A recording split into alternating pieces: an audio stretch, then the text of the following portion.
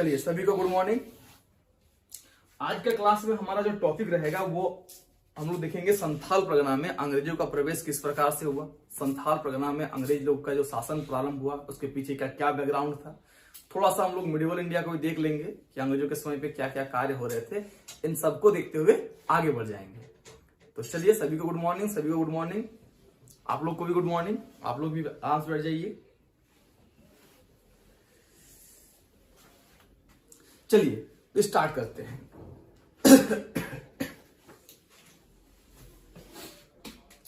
आप लोग हेडिंग लगा लीजिए संथाल परगना।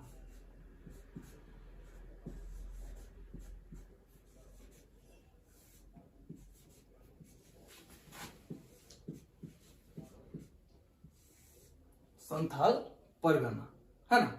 और हम लोग इसी में पढ़ेंगे कि इसका हिस्ट्री में बैकग्राउंड में क्या क्या घटनाएं हुई। तो सबसे पहले हम थोड़ा सा इतिहास को देख लेते हैं, थोड़ा सा मिडिवल इंडिया में जाते हैं जो कि आपको हम पढ़ा चुके हैं, फिर भी एक बार याद दिला देते हैं। तो हम लोग क्या देखे थे कि जब दिल्ली सल्तनत में तुर्की लोग का शासन चल रहा था, तो दिल्ली सल्तनत में तुर्की शासन चल रहा था, मतलब तुर्क मुसलमान लोग जो थे उनका जब शासन चल रहा था, उसी समय की घटनाएं हम लोग बात करते हैं। उस समय की घटना में हम क्या बात करते हैं,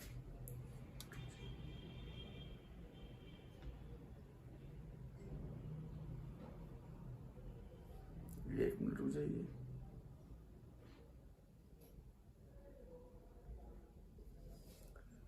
हाँ, तो जिस समय हम लोग बात कर रहे थे तुर्की शासन वगैरह की बात कर रहे थे, तो क्या देख रहे थे, तुर्की शासन में एक व्यक्ति होते हैं मलिक इख्तियार बिन खिलजी। मलिक इख्तियार बिन खिलजी। बिन खिलजी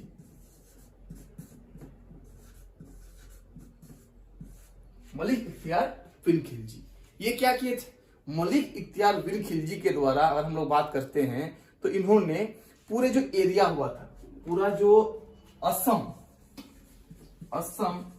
और बंगाल यानी कि पश्चिम बंगाल, असम और पश्चिम बंगाल, इन दोनों को विजय प्राप्त करने के लिए अभियान किया था। इसका नाम दिया जाता है त्रिलियाहती।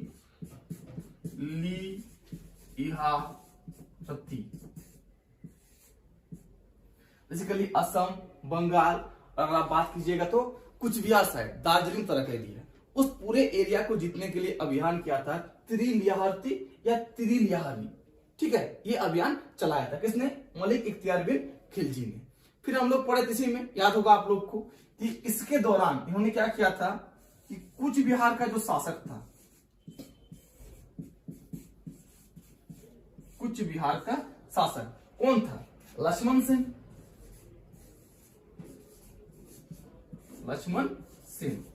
इसको भगा दिया था। पहली बार जो आक्रमण होता है बंगाल में विशेषकर तो कब होता है, मलिक इख्तियार बिन खिलजी के समय होता है, जब तुर्क लोग का शासन चल रहा होता है। और हम लोग क्या देखें कि असम और बंगाल और बेसिकली दार्जिलिंग वाला एरिया के लिए त्रिलियाहती का युद्ध लड़ा जाता है। और इसके बाद क्या होता है, कुछ बिहार के शासक लक्ष्मण सेन को भगा देता है। तो पहले तो इतना पॉइंट को नोट डाउन कर लेना है।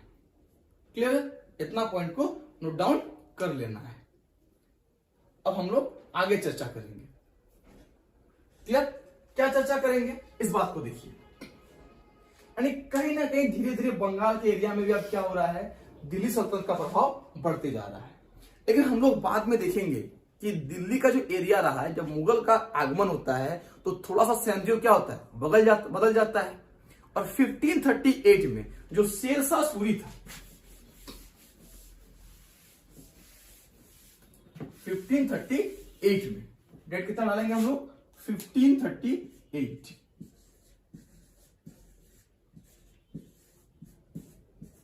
शेरशाह सूरी अफगान शासक, शेरशाह सूरी, और इधर से कौन था, हुमायूं।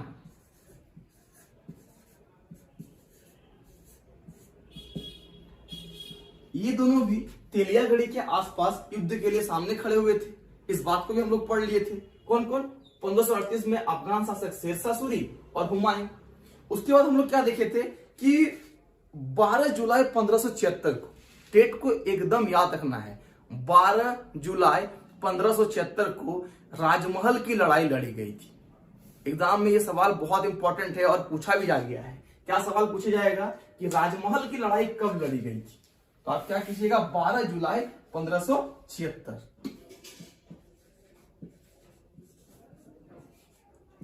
राजमहल की लड़ाई कब लड़ी गई? तो क्या डालेंगे हम लोग डेट, 12 जुलाई 1576। जब 12 जुलाई 1576 को राजमहल की लड़ाई लड़ी गई तो इसी के बाद इस पूरे राजमहल क्षेत्र में क्या हो गया, मुगल सेना की नींव रखी गई। मुगल सेना की नींव रखी गई।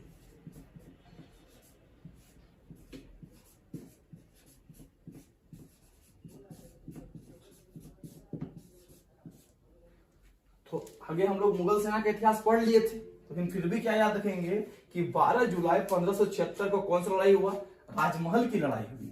और इस राजमहल की लड़ाई के बाद, राजमहल की लड़ाई हुआ किसके साथ?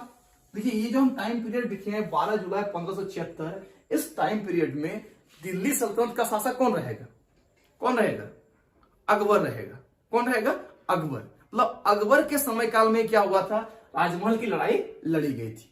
और अकबर का जो सेनापति था मान सिंह, हम लोग पढ़े हैं, अकबर का सेनापति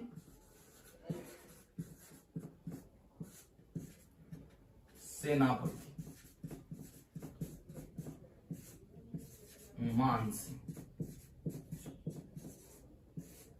ये 1592 के आसपास इस क्षेत्र में आता है।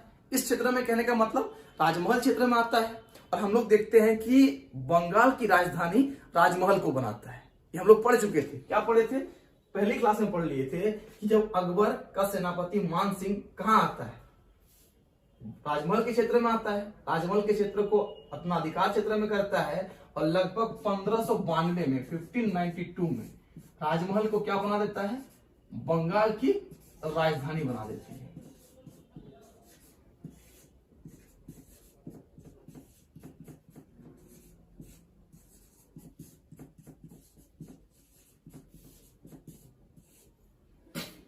क्लियर है? मतलब 12 जुलाई 1576 को राजमहल की लड़ाई और मुगल सेना का नींव रखा गया।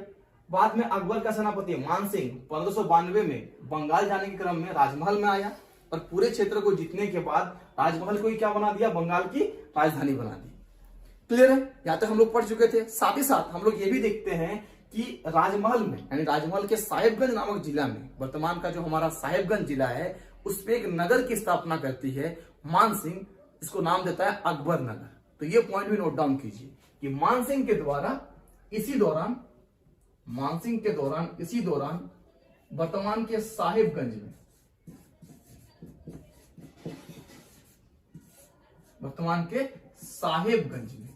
कहां पर, साहेबगंज में एक परकोटा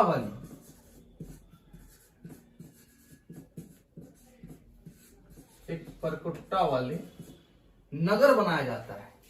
एक परकोटा वाले नगर बनाया जाता है और उस नगर का क्या नाम दिया जाता है, अकबर नगर। यहां से कई सारे सवाल बन सकते हैं। देखिए सवाल कैसे बनेगा, कहेगा कि बताइए अकबर नगर कहां स्थित है। तो पहला सवाल का जवाब हुआ साहेबगंज। अकबर नगर का स्थापना किसने करवाया था? तो मान सिंह ने करवाया था। कब करवाया था? 1592 में करवाया था। क्लियर है? तो सारा पॉइंट आप लोग लिख लिए। आगे बढ़ेंगे हम लोग, जल्दी से नोट डाउन कीजिए।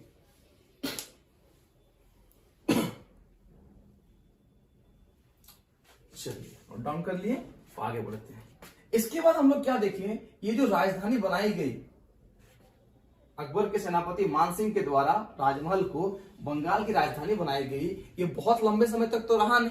आगे जैसे आपस में विद्रोह होगा, तो विद्रोह होने के बाद क्या होगा, सबसे पहले यहाँ का जो राजधानी है, राजमहल की राजधानी, यहां से हटा के इसको ढाका भेज दिया जाएगा और राजमहल में केवल एक टकसाल रहने दिया जाएगा। तो उस अंडरलाइन करके उस पॉइंट को हम लोग लिख लेते हैं। इस पे क्या लिखेंगे कि 1608 ईस्वी में, लिखिए 1608 ईस्वी में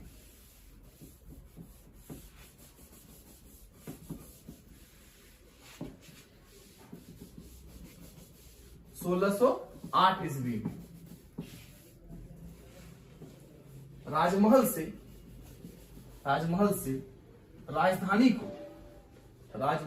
राजधानी को हस्तांतरित कर दी जाती है, मतलब हटा दी जाती है।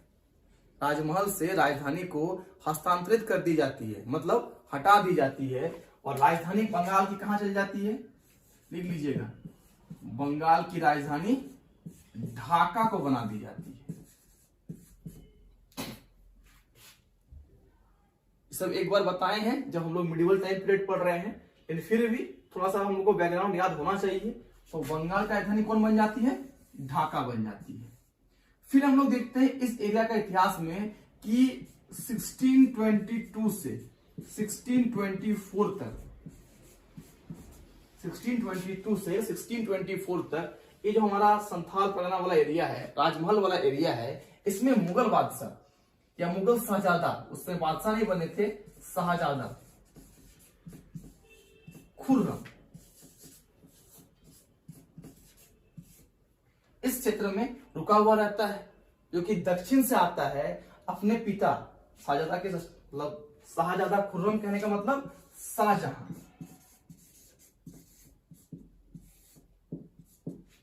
यानी कि जहांगीर के खिलाफ जब ये विद्रोह करता है तो विद्रोह करने के क्रम में दक्षिण से कहां तक आ जाता है, साहिबगंज तक आ जाता है, राजमहल क्षेत्र तक आ जाता है।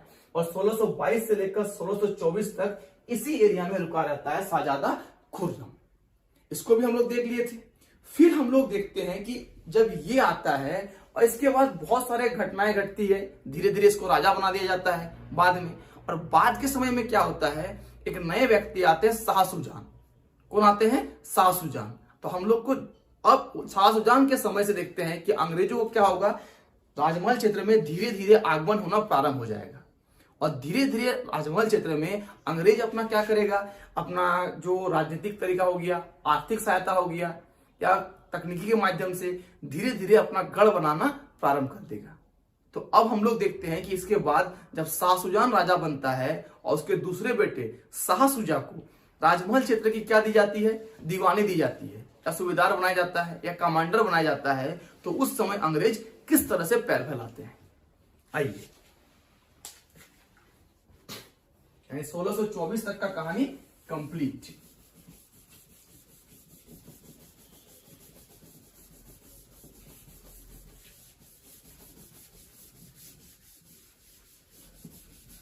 अब 1624 के बाद आप लोग डेट डाल दीजिए, डेट मत डालिए, हेडिंग लगाइए शाह सुजान। क्या लगाइएगा, शाह सुजान, शाह सुजान, शाह सुजान।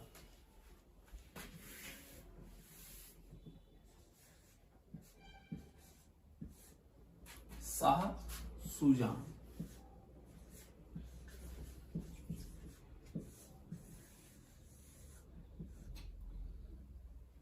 मुगल बादशाह के द्वारा शाह सुजान को पूरे बंगाल क्षेत्र का उत्तराधिकारी बना दिया जाता है, पूरे बंगाल क्षेत्र का अधिकार दिया जाता है।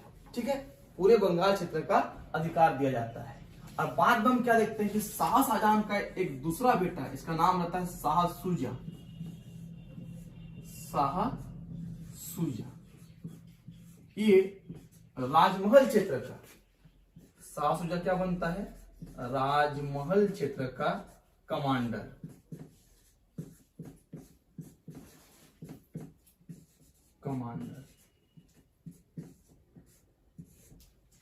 जब शाह सुजा राजमहल क्षेत्र का कमांडर बनता है तो कमांडर बनते ही इनके द्वारा पहला काम क्या किया जाता है, जो राजधानी ढाका चली गई थी उसको वापस लेके आता है राजमहल। मतलब ढाका से पुनः राजधानी कहां आ गया, हमारा राजमहल में आ गया। कब आया, 1693, 1693। क्लियर है। 1592 के आसपास में हम लोग क्या पढ़े कि अकबर के सेनापति मान सिंह ने बंगाल की राजधानी साहिबगंज को बनाया। फिर देखिए कि 1608 ईस्वी में यह राजधानी ढाका चली गई। और फिर देख रहे हैं 1693 ईस्वी में राजमहल को पुनः राजधानी बना दिया गया। किसके द्वारा, शाह सुजा के द्वारा। ये पॉइंट को लिख लेना है। तो राजमहल की राजधानी से लेकर 3-4 सवाल बन सकता है। और पीछे जाइएगा तो आपको फिरोज शाह तुगलक देखने को मिलेगा कि फिरोज शाह तुगलक ने भी राजमहल को क्या बनाया था, राजधानी बनवाया था, बंगाल की राजधानी। फिर बाद में हम लोग अभी क्या पढ़े कि मान सिंह ने बनाया बंगाल की राजधानी, किसको, राजमहल को बनाया। फिर 1608 में ये राजधानी कहां चली गई, ढाका चली गई, और राजमहल में क्या बच गया, केवल एक शाही टकसाल बच गया। फिर हम लोग क्या देख रहे हैं कि 1693 में शाह सुजान के दूसरे बेटे, शाह सुजान के दूसरे बेटे, सेकंड बेटे शाह सुजा क्या करता है, राजमहल को पुनः राजधानी बनाता है। तो जल्दी से इस पॉइंट को नोट डाउन कर लीजिए।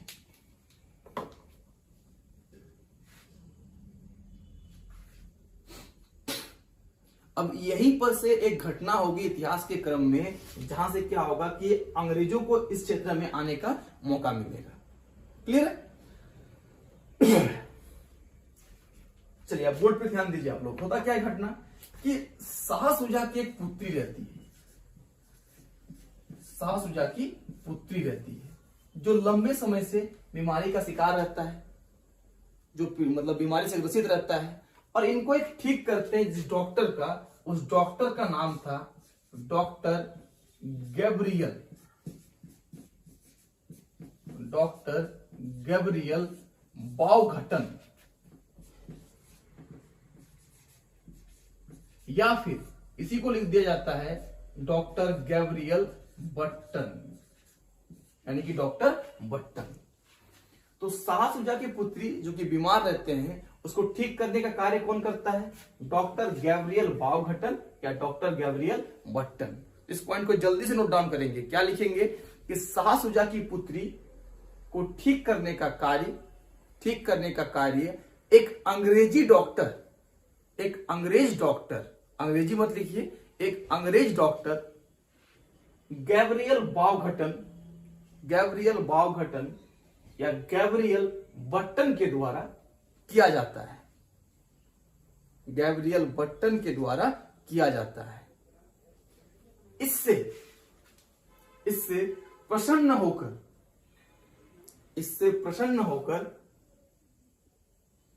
शाह सुजा अंग्रेजों को या गैब्रियल बट्टन को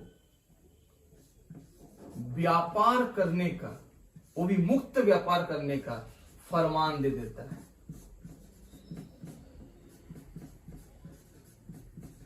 क्या लिखिएगा, इससे प्रसन्न होकर शाह सुजा के द्वारा अंग्रेजों को, ब्रैकेट में डॉक्टर बट्टन के माध्यम से या डॉक्टर बट्टन को राजमहल क्षेत्र में व्यापार करने का, मुक्त व्यापार करने का फरमान जारी कर देता है।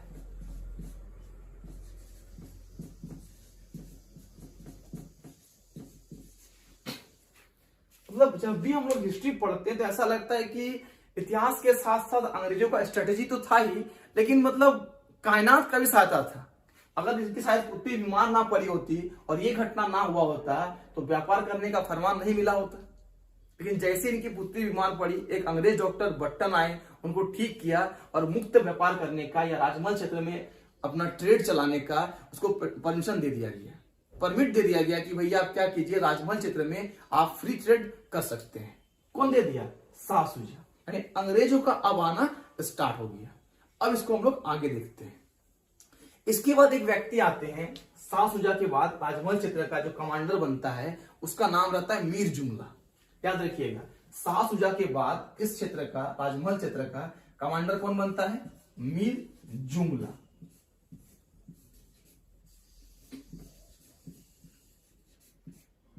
मीर जुमला। ये मीर जुमला से प्रारंभ में तो अंग्रेजों का नहीं पड़ता है, लेकिन बाद में दोनों के बीच में संधि होती है, आपस में संधि बैठते हैं और फिर देखते हैं मीर जुमला भी अंग्रेजों का समर्थन करते हैं, अंग्रेजों का व्यापार बढ़ाने में सहायता करते हैं। तो क्या लिख लेना है कि राजमहल का अगला सूबेदार या कमांडर मीर जुमला को बनाया जाता है और मीर जुमला प्रारंभ में ईस्ट इंडिया कंपनी के खिलाफ रहता है, परंतु बाद में वो अंग्रेजों का सहायक बन जाता है, मतलब सहायता करना प्रारंभ कर देता है। हो गया। चलिए, यानी ये सब घटनाएं हो रही थी राजमहल में। लेकिन जब औरंगजेब शासक बनेगा, औरंगजेब राजा बनेगा, तो औरंगजेब को ये सब जो ईस्ट इंडिया कंपनी अलग अलग जगह पर फ्री ट्रेड कर रहा था, मुक्त व्यापार कर रहा था, किलाबंदी कर रहा था, इनको ये सब पसंद नहीं हुआ। वो सारे कमांडर को ये कहा कि भैया जहां जहां भी इस तरह की घटनाएं हो रही है उसको बंद कर दिया जाए। मतलब औरंगजेब के आदेश अनुसार ये सब काम बंद करवा दिए गए। और राजमहल में क्या घटा, तो जब औरंगजेब ने आदेश दिया तो 1702 ईस्वी में 1702 ईस्वी में औरंगजेब के आदेश पर राजमहल में इस तरह के जो व्यापार हो रहे थे उसको बंद करवा दिया गया।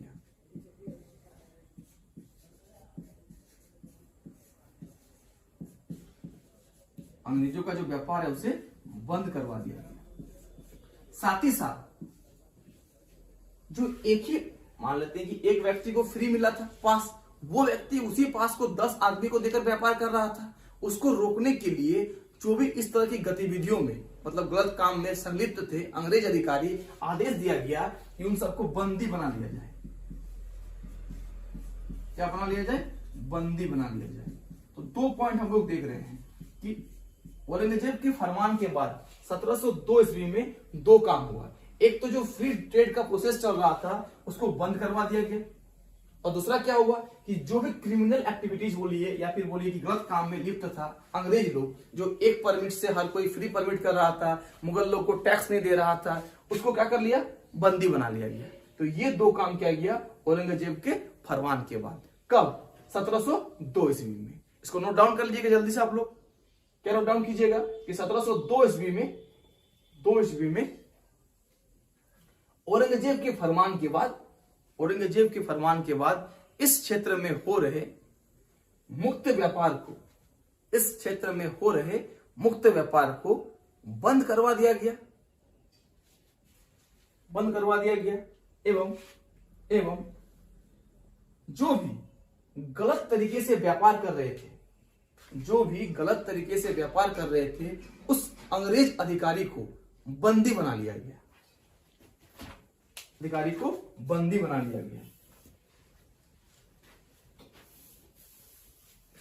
रुकिएगा जरा।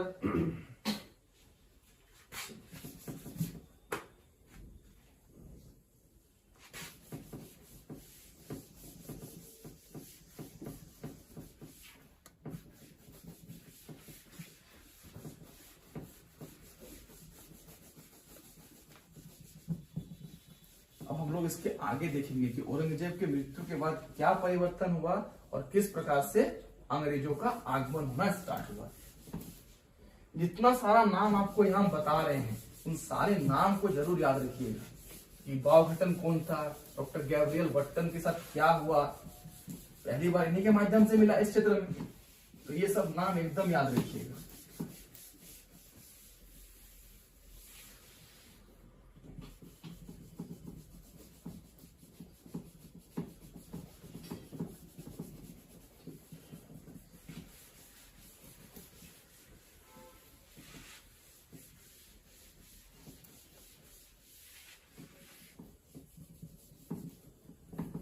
चलिए आगे देखते हैं हम लोग। ठीक है, आगे देखते हैं हम लोग कि किस प्रकार से इस क्षेत्र में परिवर्तन आया है। हम लोग ये जानते हैं कि 1707 ईस्वी में क्या हो जाता है? औरंगजेब की मृत्यु हो जाती है। ठीक है, कितना ईस्वी में? तो 1707 औरंगजेब की मृत्यु हो जाती है। तो आपको हम पढ़ाए थे कि उत्तराधिकार का युद्ध लड़ जाता है। क्लियर?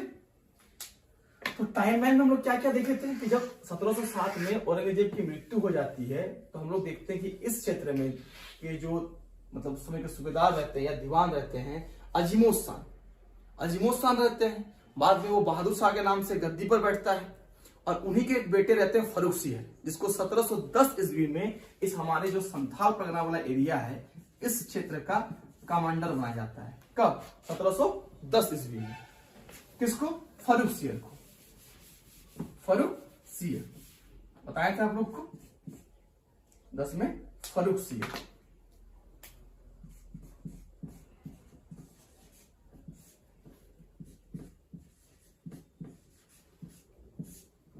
फर्रुखसियर है ना। फिर आपको कहानी बताएंगे कि बाद में फर्रुखसियर भी राजा बन जाता है, मुगल बादशाह बन जाता है, और ये घटनाएं चलती रहती है। और 1712 ईस्वी में जब बहादुर शाह की मौत हो जाती है, 1712 में जब बहादुर शाह की मौत हो जाती है, तो चारों ओर अराजकता फैल जाता है।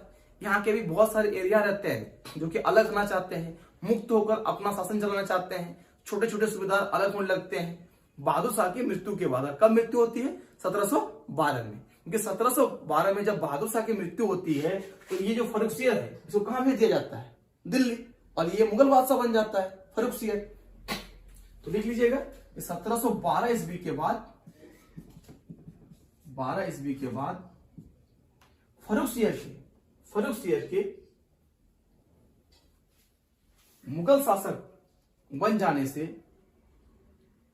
संथाल परगना वाला क्षेत्र में या राजमहल क्षेत्र में अराजकता फैल जाती है, अराजकता फैल जाती है।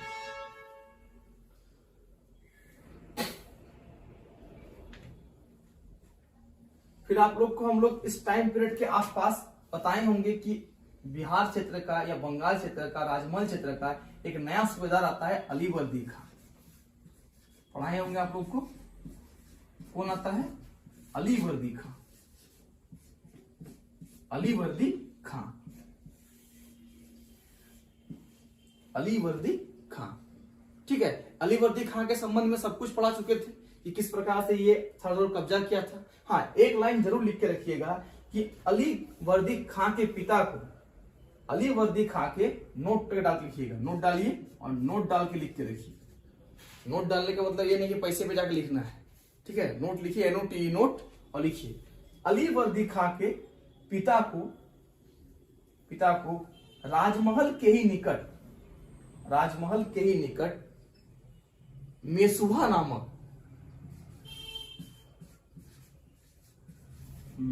नामक एक गांव में दफनाया गया था। JSSC है भाई साहब, इसका कोई भरोसा नहीं कि क्वेश्चन किस लिमिट पे जाए। ये out of syllabus, out of box question भी पूछ सकता है। आप लोग पढ़े होंगे, कुछ दिन पहले एक सवाल पूछा था एक्साइज कांस्टेबल या स्पेशल ब्रांच में।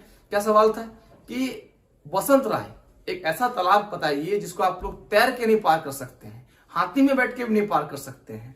वो तालाब कहां पर है या नाम क्या है? तो बसंत राय गोड्डा में है। तो वैसी लोक कथा इसको बहुत पसंद है, बहुत पसंद है। सवाल क्या पूछता है, झारखंड के निम्न जो जलप्रपात है इनमें से किस जलप्रपात को प्यार की निशानी के रूप में देखा जाता है?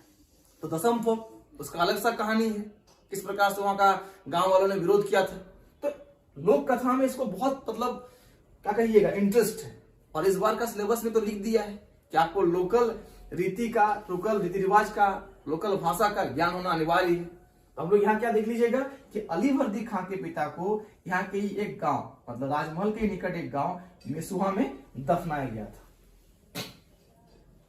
क्लियर है? फिर हम लोग आगे देखे थे कि इस क्षेत्र में गिरिया की लड़ाई लड़ी जाती है।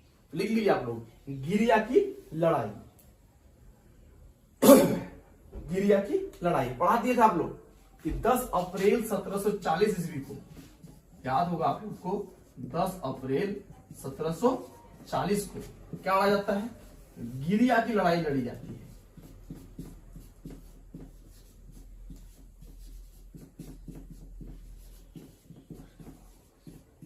गिरिया की लड़ाई लड़ी जाती है 10 अप्रैल 1740 को। फिर क्या बताए थे?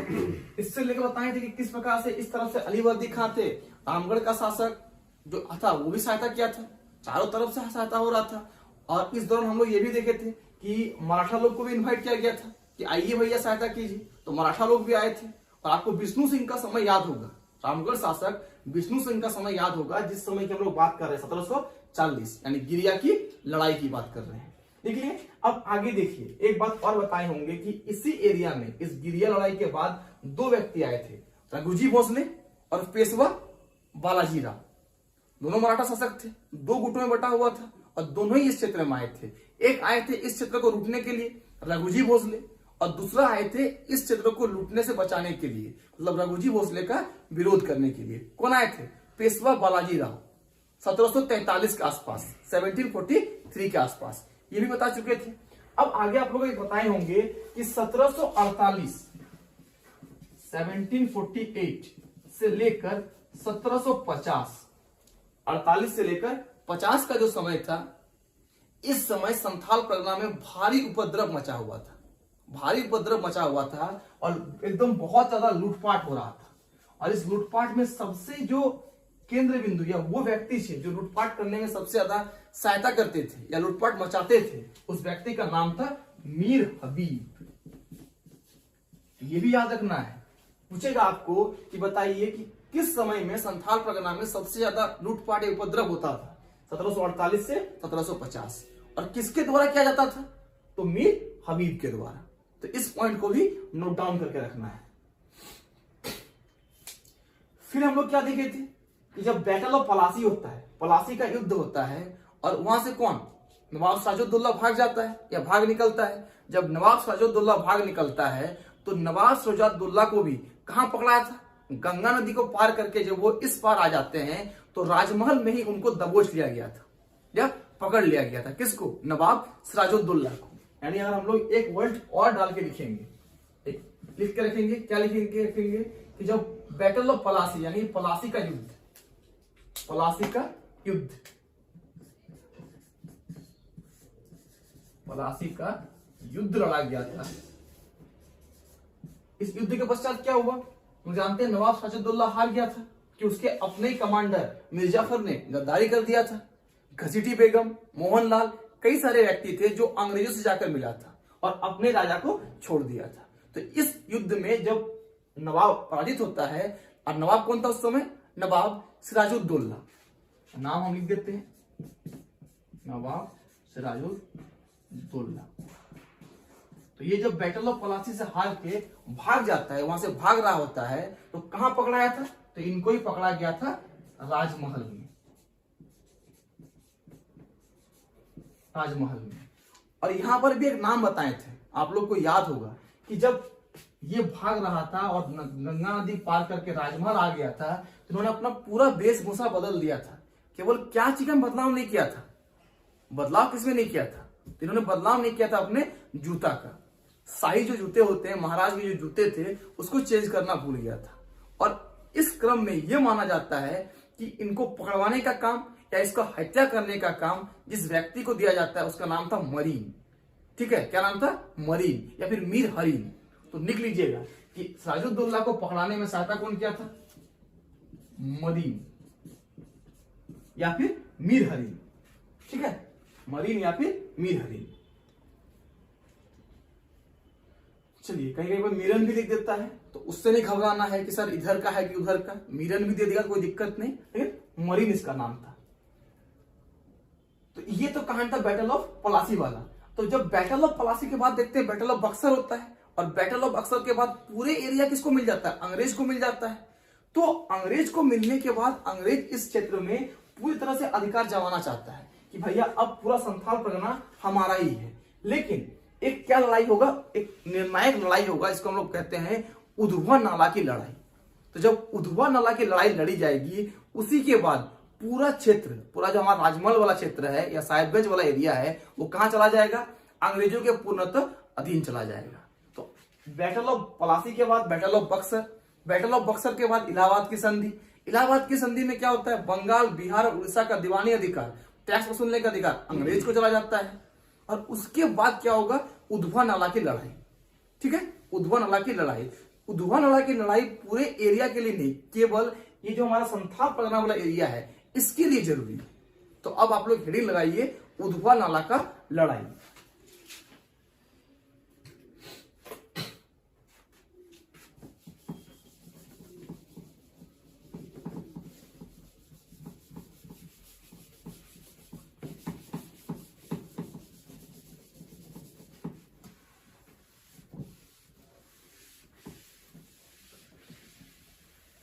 क्या लगाना है? उधवा नाला का लड़ाई।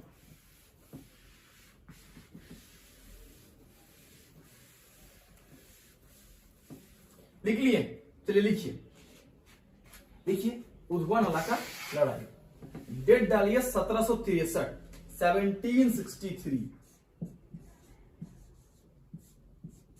1763। बंगाल का नवाब इस समय कौन रहेगा? मीर कासिम। बक्सर युद्ध के समय भी मीर कासिम, यानी 1763 में बंगाल का नवाब कौन है हमारा? मीर कासिम। मीर कासिम।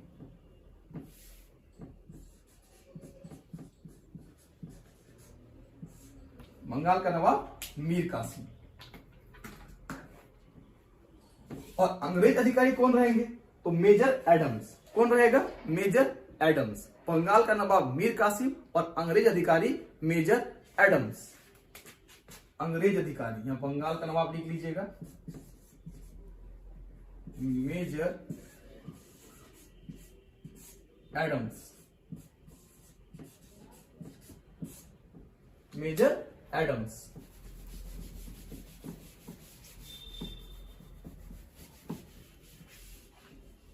मीर कासिम हो गया बंगाल का नवाब।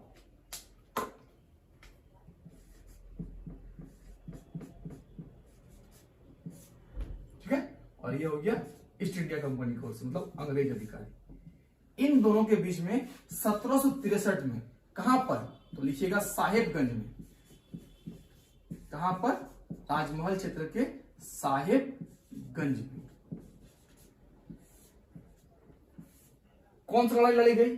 उधवा नाला की लड़ाई के नाम से, यानी एक जगह है उधवा, आप लोग पढ़े होंगे, उधवा पक्षी विहार साहिबगंज, पढ़े होंगे ना कि उधवा पक्षी विहार कहां पर है? साहिबगंज में है। तो उसी उधवा पर एक मतलब उधवा नाला की लड़ाई के नाम से एक युद्ध लड़ा गया। मीर कासिम जो कि बंगाल का नवाब और मेजर एडम्स जो कि ईस्ट इंडिया कंपनी की ओर से, इन दोनों के बीच में एक युद्ध लड़ा गया। इसी लड़ाई को हम लोग क्या कहते हैं? उधवा नाला की लड़ाई के नाम से जाना जाता है। यह लड़ाई निर्णायक इसलिए साबित हुआ कि इस लड़ाई के बाद राजमहल क्षेत्र का जो अधिकार है, जो पूर्णतः अधिकार है, वो अंग्रेजों के पास चला गया था। क्लियर है? बाद में इलाहाबाद की संधि होगा तब तो जाएगा ही, लेकिन मीर कासिम को कौन हरा दिया था? Major Adams. और 1763 में जब उधवा नाला की लड़ाई को जीता अंग्रेजों ने, तो इस एरिया पर प्रत्यक्ष और अप्रत्यक्ष रूप से कौन अधिकार कर लिया? अंग्रेजों का अधिकार हो गया। तो डेट एकदम याद रखिएगा कि उधवा नाला की लड़ाई कब लड़ी गई थी? तो क्या कहिएगा? 1763 को लड़ी गई थी। इसमें बंगाल के नवाब कौन थे? मीर कासिम। और अंग्रेज अधिकारी कौन थे? Major Adams. जीता कौन? अंग्रेज, मेजर एडम्स। और कहां पर लड़ी गई थी? साहिबगंज में। तो इस प्रकार से हम लोग देखें कि राजमहल क्षेत्र में किसका अधिकार हो गया? अंग्रेजों का अधिकार हो गया। अब हमारा जो नेक्स्ट क्लास होगा उस पर हम लोग थोड़ा सा जो क्षेत्रीय राजवंश है, इसकी सरायकेला खरसावां या कोल्हान वाला एरिया हो गया या मानभूम वाला एरिया हो गया, इन तीनों के बारे में थोड़ा थोड़ा जानना है। इसको जान लेंगे और फिर हम लोग सीधा स्टार्ट करेंगे ढाल विद्रोह और 1857 का विद्रोह। क्लियर है? चलिए आज के लिए इतना ही, आई क्लास कल के करेंगे। Thank you.